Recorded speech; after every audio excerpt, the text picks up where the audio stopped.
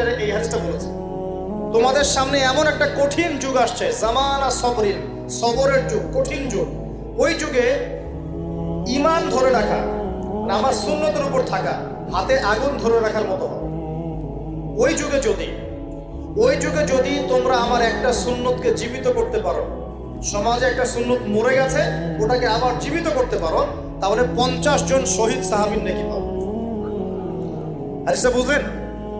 শুধু নেকি না, আপনি 50 জন শহীদ সাহাবীর নেকি পাবেন যখন চলমান সমাজে একটা সুন্নত মিটে গেছে, নাই, মানুষ আমল করছে না, কিন্তু আপনি সেটাকে জীবিত করলেন। পারা যাবে ইনশাআল্লাহ। একটা দেখাচ্ছি, যেমন সাহাবীদের যুগে মানুষ মসজিদে ঢুকলে কি করতো জানেন? আগে 2 রাকাত নামাজ পড়তো। কি করতো?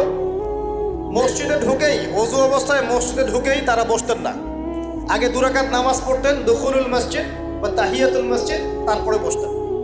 আর নবীজি বলেছেন কিয়ামতের আগে আগে এই দুখুলুল মসজিদ, তাহিয়াতুল